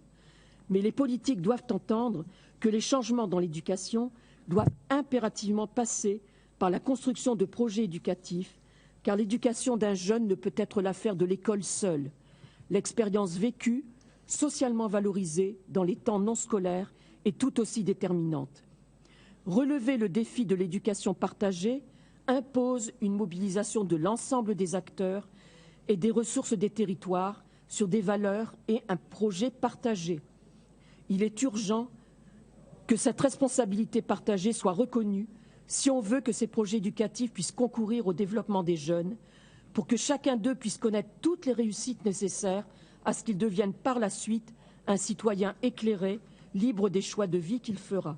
Il est urgent de sortir d'une conception scolarocentrée et cloisonnée de l'action éducative, de promouvoir le principe d'une coproduction éducative fondée sur la coopération entre institutions et acteurs concernés dont font partie les jeunes.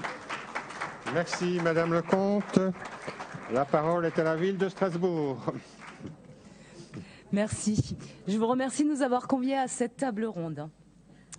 Donc, je suis conseillère municipale à la ville de Strasbourg, élue verte, et je représente Monsieur Eric Schulz, adjoint au maire en charge de la politique temporelle et de l'état civil, qui n'a pas pu nous rejoindre cet après-midi, ou presque ce soir. Je vous propose de vous exposer dans un premier temps pourquoi et comment la ville de Strasbourg et la communauté urbaine de Strasbourg se sont emparées de la question des temps. Dans un deuxième temps, Marie-Jacquin-Pavard, chef de projet, illustrera par quelques exemples concrets la traduction de cette politique temporelle en projet et réalisation. Alors pourquoi une ville s'empare de la question des temps? D'abord, et c'est un constat partagé par de nombreux universitaires, mais aussi au quotidien par chacune et chacun d'entre nous. Les rythmes de vie n'ont cessé d'évoluer. Nos repères fondamentaux du fonctionnement du territoire sont modifiés. Le travail représente 40% de notre vie entière. On dispose de plus de temps libre, mais on travaille de plus en plus en horaire décalé. Un tiers des salariés changent d'horaire chaque semaine. 25% travaillent le dimanche et 48% le samedi. En 15 ans, on a multiplié par 15 la distance parcourue domicile-travail, avec les dégâts que nous connaissons tous, comme la rurbanisation, l'étalement urbain et ses conséquences en matière de congestion urbaine aux heures de pointe. Notre rapport au temps a donc évolué. Et on fait le constat qu'une mauvaise synchronisation des temps induit à la fois des pertes de bien-être, moindre temps consacré aux loisirs, à la famille, au sport, à la culture, et une série de coûts à l'échelle. À l'échelle individuelle d'abord, coût des déplacements, surcoût de garde d'enfants, difficulté d'accès à l'emploi. Et coût à l'échelle collective, sous- ou surutilisation des équipements publics, gestion des encombrements des transports en commun en heure de pointe et de leurs conséquences, obstacle à la cohésion sociale et à la solidarité. Les collectivités territoriales ont par conséquent la responsabilité de l'offre et de l'attractivité de leur territoire. Elles ont toute légitimité pour poser la question des rythmes des territoires et pour organiser le temps de la ville. Le temps, au même titre que l'espace, est une dimension essentielle de compréhension de la ville. Appréhender la question des temps permet de développer une vision politique de la ville de demain et qu'il faut construire aujourd'hui. Elle conduit notamment à repenser la question de l'aménagement de l'espace, des mobilités, télétravail, services aux personnes à proximité de leur lieu de travail, tels que crèches d'entreprise, conciergerie, etc. Elle suppose aussi la réflexion approfondie sur la signification du vivre ensemble et sur les organisations sociopolitiques qui permettent de construire de nouvelles cohérences entre les temps de vie. Alors comment une ville, une collectivité gère la question des temps? C'est par la prise de conscience de cette réalité que l'équipe municipale actuelle poursuit son engagement de la campagne de 2008, c'est-à-dire adapter les temps de la ville, les horaires des services publics au nouveau rythme de vie des habitants. Strasbourg a ainsi rejoint le réseau national des villes développant une politique temporelle. Paris, Lyon, Rennes, Montpellier, mais aussi le Conseil régional Nord-Pas-de-Calais. Ce réseau national s'appelle Tempo Territorial. Il s'agit aussi d'un réseau européen. Nous avons par ailleurs mis à votre disposition de la documentation pour vous permettre de mieux découvrir ce réseau. Alors conduire une politique temporelle est un véritable projet politique. Actuellement, les collectivités territoriales sont dans un entonnoir. Contraintes budgétaires, promotion du développement durable, gestion de logiques paradoxales, voire antagonistes.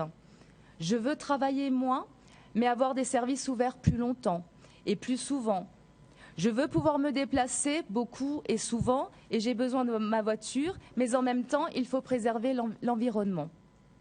Donc la question des temps de la ville ouvre d'autres issues possibles, en concevant de nouveaux outils qui ne sont pas dans la boîte à outils actuelle.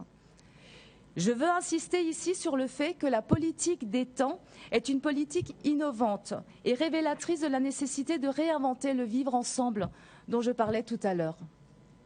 Aussi, depuis décembre 2009, la ville de Strasbourg dispose d'une mission des temps, positionnée au niveau de la Direction générale des services, car c'est une mission transversale. En effet, les questions de temps concernent toutes les thématiques. Et la ville n'est pas un débat technique, c'est un récit humain. Les habitants sont bien souvent source d'idées et force de propositions. Et ce sont eux la véritable ressource de la ville. Lancer une politique temporelle à Strasbourg traduit donc notre volonté de positionner l'usager au cœur même du projet et de répondre à plusieurs enjeux. Réduire les inégalités. La fracture temporelle renforce la fracture sociale.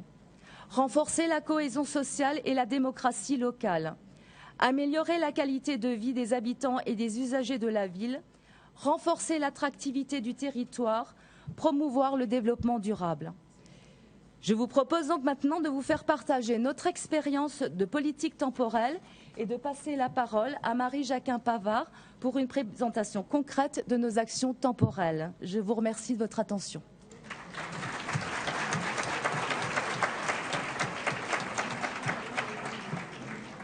Merci Madame Perrotte. Ah oui, merci. Voilà, donc pour illustrer et rendre concrète cette politique temporelle, je vais vous présenter quelques actions qui sont issues du plan d'action qui fonde notre politique.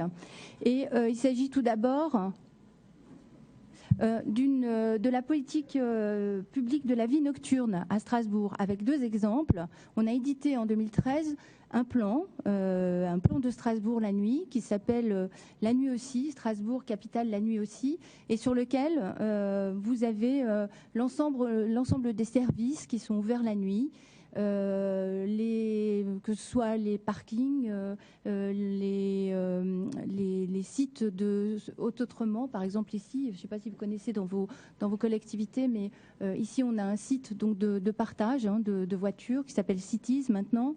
On a aussi l'ensemble des établissements de nuit avec qui nous avons signé une charte de la nuit pour une nuit qui soit quand même maîtrisée.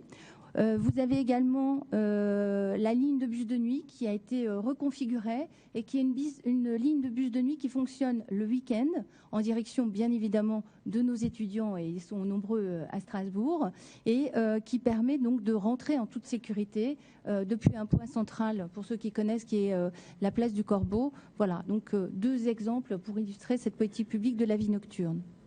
Autre exemple, un séminaire que nous avons réalisé en mars 2013 sur l'égalité professionnelle hommes-femmes et sur l'articulation des temps. Là, on a pu à la fois présenter ce que nous menions, nous, en interne, en tant qu'employeurs, en direction de nos agents, mais également laisser la parole à des entreprises, notamment des entreprises du secteur de l'entretien, de la propreté. Il y avait aussi des universitaires, etc. Donc, on a pu, à travers ce séminaire d'une journée, présenter tous les concepts et les actions conduites dans ce domaine. Autre exemple, faire évoluer nos services en tenant compte des pratiques des usagers. Alors là, vous avez 2 exemples qui sont assez caractéristiques. Le premier, c'est l'ouverture de la piscine du Wacken, pour ceux qui connaissent ici. C'est une piscine qui est une piscine extérieure, qui est ouverte 365 jours par an. Y compris le dimanche, dès 7h du matin, c'est-à-dire qu'on a travaillé sur la question des usages, des pratiques, et on a répondu notamment aux salariés qui souhaitaient aller se baigner le matin, enfin faire des longueurs plutôt, le matin avant d'aller travailler. C'est ouvert aussi le dimanche, qui n'était pas toujours le cas, dimanche après-midi, qui n'était pas toujours le cas à Strasbourg. Et c'est une piscine donc qui est découverte, qui fonctionne, y compris quand il fait très froid à Strasbourg, et il peut faire très froid à Strasbourg. Autre exemple d'adaptation de nos horaires, c'est l'offre d'accueil en horaire atypique. Alors nous avons 30 places d'accueil de jeunes enfants dans 3 multi-accueils ici à Strasbourg, qui sont ouverts dès 5h30 le matin et jusqu'à 22h le soir. Et ça permet à des parents, notamment des mères isolées qui travaillent dans la propreté, dans la restauration, enfin des parents qui sont en horaire décalé, de trouver ce type de service. Autre exemple, alors là, en tant qu'employeur, nous sommes une grosse collectivité, nous sommes 8200 agents à la fois à la ville et à la CUS. Nous sommes une administration commune pour 2 collectivités, et nous avons mis en place une charte de la réunion en interne. Ce sont pour nos réunions en interne. Vous avez à la fois un petit cadran qui identifie les horaires qui sont verts, donc qui ne perturbent pas l'équilibre des temps, l'articulation des temps entre la vie professionnelle et la vie privée. En orange, ça commence à être perturbant et on demande donc un délai de prévenance. Et rouge, on dit que vraiment c'est très gênant et il faut le faire de façon très, comment dire, quand il n'y a pas d'autre solution, très épisodique. On a fait aussi un petit système d'affiches, voilà. Et dernier point, je sens que vous êtes très pressés. Dernier point, c'est l'innovation et l'évolution en matière de prise en compte des évolutions sociétales. Notamment, on expérimente le télétravail à la CUS. C'est une grande première, ça va démarrer le 6 octobre, très précisément. Et vous avez là 2 cartes. Une carte qui vous montre les lieux de résidence des agents, donc c'est celle avec les cercles de couleurs. Et l'autre carte qui est une carte d'Alsace-Moselle, où, alors je ne sais pas si c'est visible pour vous, vous avez ce qu'on appelle les tiers-lieux. Ce sont des lieux, soit des centres d'affaires, soit des espaces de coworking, des télécentres où nos collaborateurs vont pouvoir travailler. Donc pas uniquement à domicile, mais également à proximité de chez eux, dans un environnement de travail. Voilà.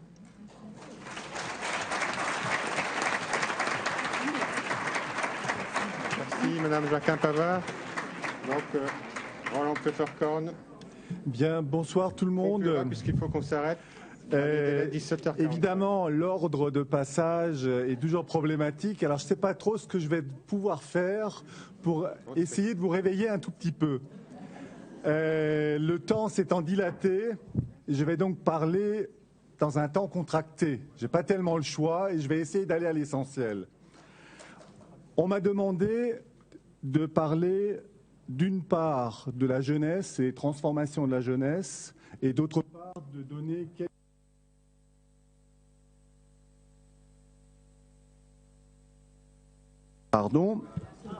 de donner quelques éléments conceptuels sur quelques concepts de base comme les effets d'âge, les effets de génération, les générations familiales, les générations sociales et de manière plus large et plus fondamentale, me semble-t-il, la question des rapports de génération à articuler avec les rapports de classe, les rapports de sexe et les rapports de racisation. Alors, concernant la jeunesse, je vais aller assez vite. Vous la connaissez, vous la rencontrez régulièrement dans votre activité professionnelle, mais certainement beaucoup d'entre vous utilisent cette formule qui se répète depuis très longtemps, la jeunesse n'est plus ce qu'elle était.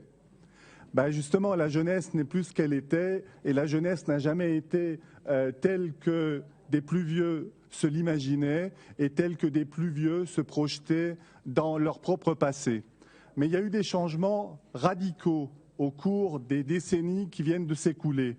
J'aimerais simplement pointer quelques-uns de ces changements radicaux. La plupart d'entre vous, j'imagine, vous les cernez. Je vais prendre quelques dates un peu symboliques. Je vais prendre 1936, ne me demandez pas pourquoi, 1968, et puis aujourd'hui, de manière un peu vague. Si je remonte en arrière, en 1936, et si je regarde ce que fait la classe d'âge qui va de 14 à 25 ans. Qu'est-ce que je constate? Plus des 2/3 sont salariés. Plus des 2/3 sont salariés. Il faut bien se le mettre dans la tête. Ce n'est pas sans rapport avec ce qui s'est passé en 1936. Juste pour vous donner un petit chiffre significatif, parmi les ouvriers de l'époque, je parle uniquement des ouvriers, près d'un tiers avaient moins de 25 ans. Et bien entendu, c'était ces jeunes qui étaient le moteur des grandes grèves. Je passe en 1968. En 1968 encore, les salariés, parmi les 14-25 ans, représentaient encore la moitié des jeunes. Vous avez bien entendu, la moitié. En d'autres termes, la jonction étudiants, salariés, etc., parmi la jeunesse, était évidemment possible, vu que les salariés étaient nombreux parmi les jeunes. Je vais vous prendre 2 derniers chiffres et je m'arrête là. 94-2011. En 1994, la part des salariés parmi la même classe d'âge 14-25 ans est inférieure à 20%. Aujourd'hui, elle est inférieure à 10%. Donc vous voyez, et je prends l'ensemble de la classe d'âge, de toute la période, enfin de 14-25 ans. Hein. Les statistiques nous donnent souvent 15-24, mais c'est ça, ça dépend comment on mesure. Hein. Donc ça veut dire que la jeunesse était avant tout une jeunesse salariée à cette époque. La jeunesse aujourd'hui est avant tout une jeunesse scolarisée. Je ne vais pas vous bombarder de chiffres, ceux-là vous les connaissez sûrement beaucoup mieux. Donc le grand changement qui est intervenu, c'est que à l'âge de 20 ans aujourd'hui, plus de la moitié des jeunes, à l'âge de 20 ans, plus de la moitié des jeunes sont scolarisés. Concernant maintenant le passage à une certaine stabilité, stabilité professionnelle, mais également stabilité conjugale. Là aussi, il faut en dire deux mots. Que s'est-il passé? Avec la montée de la précarisation, je ne vais pas vous bombarder des chiffres, je les ai là.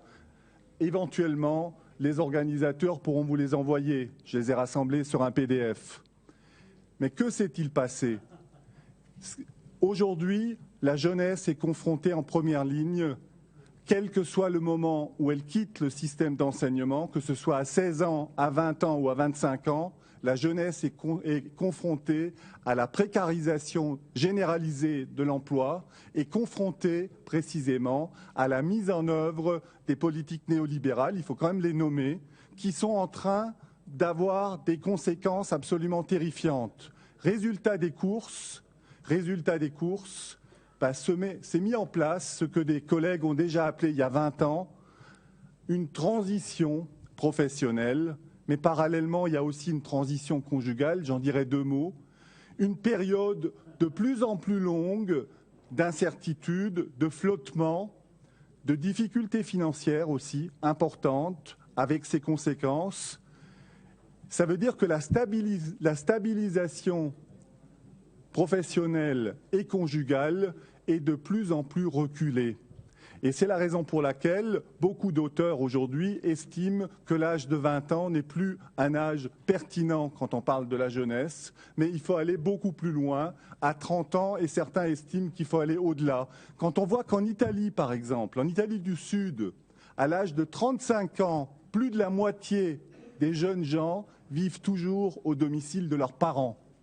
Je vous donne ces quelques chiffres un peu significatifs parce que ça permet de voir à quel point et pourquoi la jeunesse s'allonge. La jeunesse s'allonge en raison de la précarisation généralisée. Deux mots sur la conjugalité, il faut quand même en dire deux mots. Bien sûr, la mise en couple ne se fait plus comme elle se faisait il y a quelques décennies. Et il n'y a rien à regretter de ce point de vue. La mise en couple procède de plusieurs formes, je ne les détaille pas, mais elle est de plus en plus informelle. Aujourd'hui, vous le savez, plus de la moitié des enfants, et pas seulement des enfants de rang 1, naissent au sein de couples qui ne sont ni mariés ni pacsés. Donc il est important de voir cela, mais surtout il faut voir que les enfants se font de plus en plus tard. Et si j'ai pris l'âge de 30 ans, c'est parce que l'âge de 30 ans est devenu l'âge moyen du premier enfant. Ici, je vais vous donner deux dates encore, parce qu'il y a des dates symboliques intéressantes. Je prends l'année 1972. L'année 1972 est l'année où les jeunes gens, les jeunes femmes, se sont mariés le plus jeune. En 1972, l'âge moyen du premier mariage pour les filles était d'un peu plus de 22 ans, pour les garçons d'un peu plus de 24 ans. Bien sûr, aujourd'hui, il y a des mises en couple qui sont antérieures et qui se succèdent, mais il n'en reste pas moins qu'il n'y a pas de stabilisation pour un tas de raisons et il ne faut pas forcément porter de jugement de valeur là-dessus. Mais la jeunesse s'allonge précisément parce que l'entrée dans un monde stable, professionnel, conjugal, est de plus en plus retardée. Une fois que j'ai parlé de ces quelques éléments sur la jeunesse, je voudrais vous donner aussi quelques éléments un peu plus conceptuels pour penser précisément la manière dont le temps inscrit dans la société des divisions sociales. Parce que précisément, c'est le temps qui contribue à inscrire des divisions sociales entre classes d'âge, entre générations. Mais il faut prendre soin à ne pas mélanger les classes d'âge, les générations et surtout les effets d'âge et les effets de génération. C'est très simple à comprendre. Beaucoup d'éléments peuvent éventuellement être indécis. On ne sait pas très bien si c'est des effets d'âge ou des effets de génération. Par exemple, quand les jeunes gens du début des années 60 se mettaient à aimer, parce que c'était diffusé, le yéyé, et devenaient des fans de Johnny Hallyday, est-ce que c'était un effet d'âge ou un effet de génération? Quand on constate aujourd'hui que les amateurs de Johnny Hallyday qui vont à ces concerts ont plus de 60 ans, c'est clairement un effet de génération et pas un effet d'âge. Par contre, Alzheimer, jusqu'à nouvel ordre, ne frappe pas les tout jeunes, c'est clairement un effet d'âge. C'est clair ce point. Alors, concernant les générations, encore 2 mots, je vais être très rapide. Je vais vraiment aller à l'essentiel. Il me semble fondamental de distinguer les générations familiales au niveau micro et les générations sociales. Pourquoi faut-il les distinguer fondamentalement? D'abord parce que la génération familiale, par définition, est toujours quelque chose de relatif. C'est un renvoi à Einstein, ça. Quelque chose de relatif, on est toujours dans la génération antérieure ou suivante par rapport à. Voilà. C'est quelque chose de relatif et on peut être grand-père à 40 ans comme on peut l'être à 80 ans. Vous voyez, donc c'est rien à voir avec l'âge en tant que tel directement. Ce qu'il faut surtout noter concernant les générations familiales, c'est que les rapports de génération, en se plaçant du côté des générations familiales, sont des rapports qui se sont intensifiés. On a de plus en plus de rapports de dons et de contre-dons entre générations familiales à différents niveaux, qu'il s'agisse de l'aide apportée aux jeunes qui ont justement du mal à s'installer, je ne détaille pas, aide financière souvent, qu'il s'agisse de la prise en charge des plus vieux par des plus jeunes qui eux-mêmes sont vieux. Mais là, c'est encore un autre problème. Et ici, n'oublions pas d'articuler avec les rapports de sexe, parce que qui a en charge la prise en charge des vieux et des vieilles? C'est des femmes la plupart du temps. C'est l'épouse, c'est la fille, c'est la belle-fille, c'est la voisine, c'est la nièce.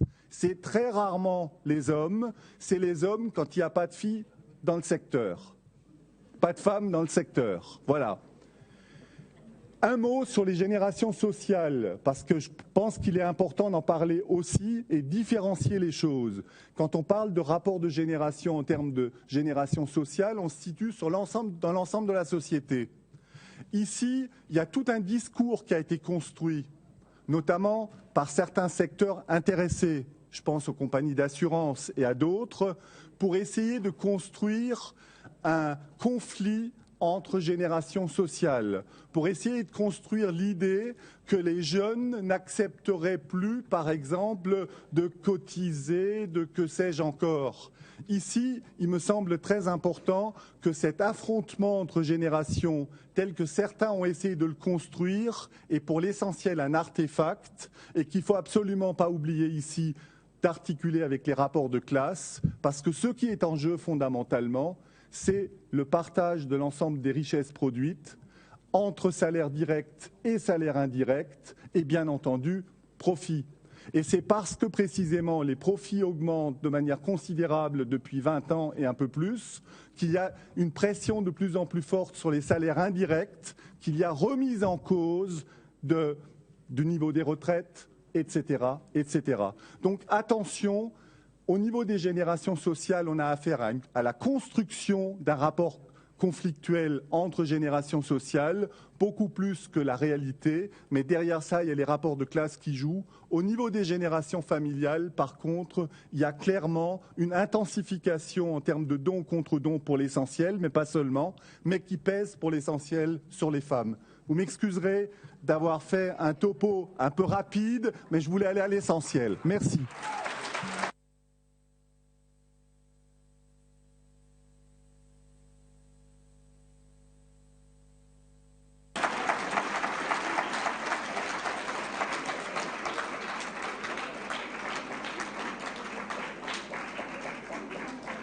Alors, il nous reste 5 minutes pour des questions.